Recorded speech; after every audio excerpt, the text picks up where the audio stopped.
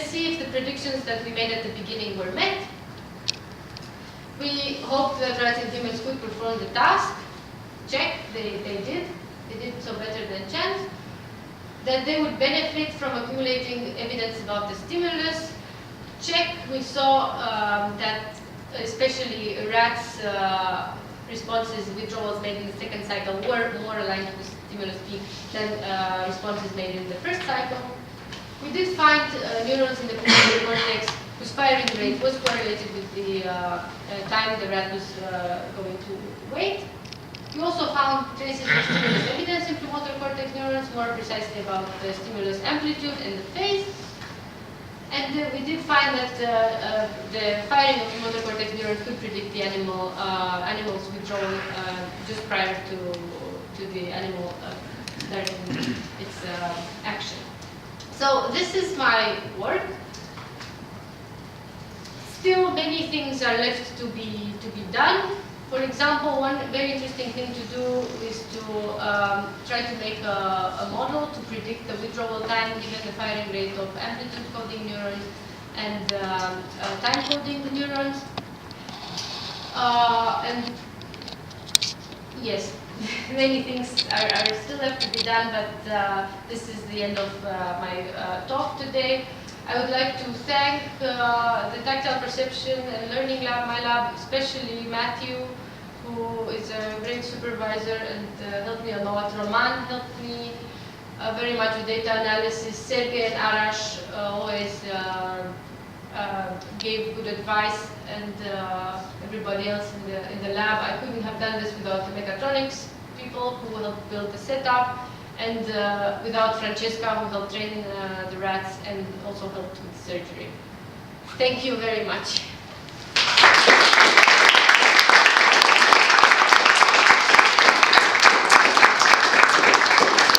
Thank you, Adina. And now we proceed to the exam portion of the defense. And the committee is the CISA people are Domenico Guetti and Davide Zoppolan and myself. And then more importantly, our external experts are very prominent and well qualified and neuroscientists who join us today from Champalimaud Institute in Lisbon, Megan Carey, and from Institute of Experimental Medicine in Budapest. I have problems with Hungarian, but Balázs Hanya. Is that kind of okay? And as we'll follow the usual procedure, which gives, of course, precedence to the external referees, and so I invite them to, in the order that they wish, and it's freestyle here. So please proceed with the discussion.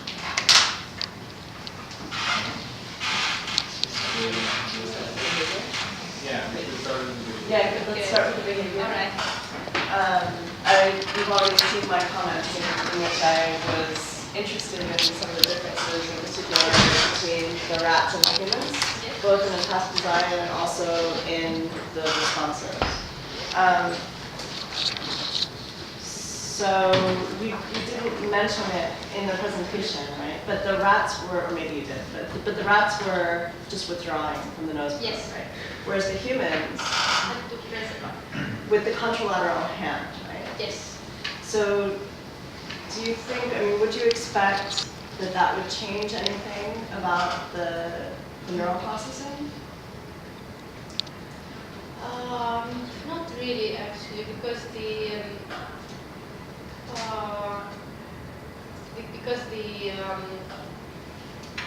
the decision, like, what is important here is not the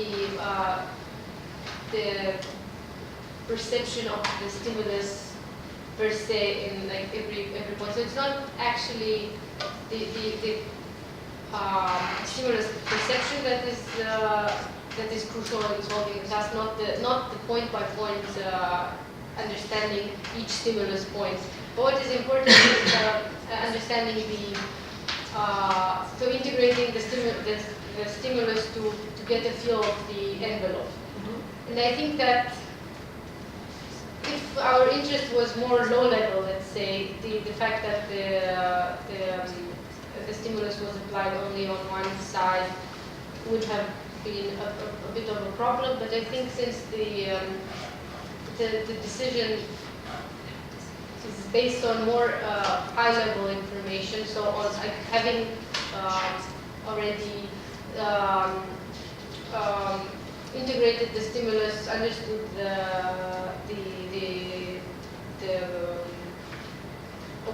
sine wave, and then planning a response, I don't think that this difference between rats and humans would be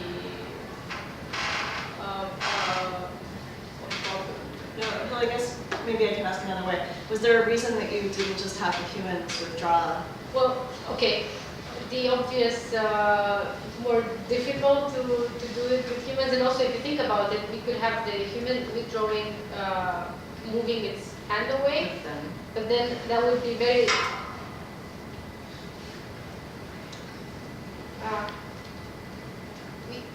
it would have been technically very difficult to do, and I don't think that it would have benefited the task so much.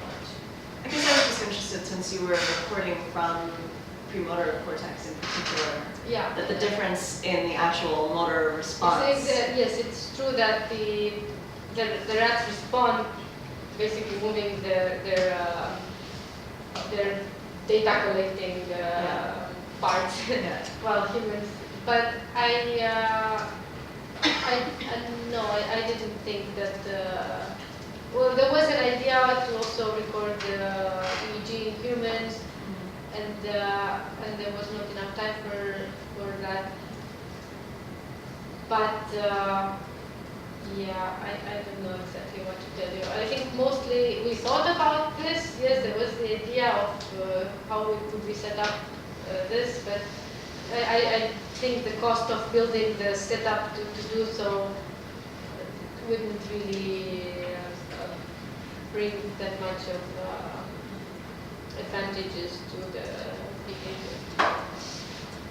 And then I guess another difference was that you asked the humans sometimes to respond at the peak and Yes, sometimes yes, we at did that the to valley. see. Actually, their performance was very similar.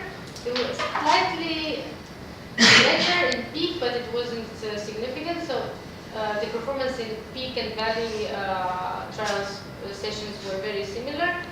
And in fact, I only showed responses at the peak, but they were very similar at the valley. If you want, I can have some extra slides. It was more, I mean, so that you didn't do it with the rats just because presumably it's very I tried. difficult for the rats. I tried. They didn't learn, and I'm thinking of reasons why they didn't learn, and I think it is because once they withdraw from the nose pump, the stimulus stops. And so when they were doing this task, and I had the two rats who were trying to learn, I think what they didn't understand is, did I get the reward because the stimulus got lower, got less intense, or did it stop because I withdrew? And so I think there was a confusion between the behavior of the rat and the technical aspects of it, and they never learned. I tried. On the other end, you started always the same phase for humans. Yes, because they wait So for. does it make it easier? Like the human version? No, I don't think so. Because humans wait for so many cycles before responding. The reasoning why we would have a different onset phase is disappeared, because they with rats there was a struggle to get them to respond later. Rats are very impatient. I'm sure you know. You also work with rats. They're really impatient. They don't want to maybe listen to the stimulus for 2 seconds. That's crazy. So Yeah, that's very nice. it was Yeah. mice of course, guys. So we were trying to convince them to wait for longer, to try to do better in this task by responding in the second cycle. And this was a struggle, and this is why we started the different onsets of the. But still, the the trial as a whole might become easier by a simpler structure, just because there's this bit of information humans don't have to decode from the stimulus, whether it's The like, base. yeah. Yes, but the rats don't work like that. Apparently, they didn't. We tried just starting at the valley, but when you do that, it's much easier to time their responses, and they have to be forced into paying more attention. So speaking of the timing of the response and Yes. the cycle that the response came in, one of the things that was interesting, so in the thesis in figure 3.2, it looks like it's very clear that there are within session effects in terms of the timing that the rats in particular are responding to the stimulus. So you show the raster of the response Yes, times yes. as a function of the trial. Okay, number. this figure has different sessions put together to have because see there are 300. So how many 300 trials per session? Well, we had around 200 trials per session, but given that there are different amplitudes, frequencies, phases, Right. then to get decent. So there were some sessions in which you see here, like, let me show you. Wait.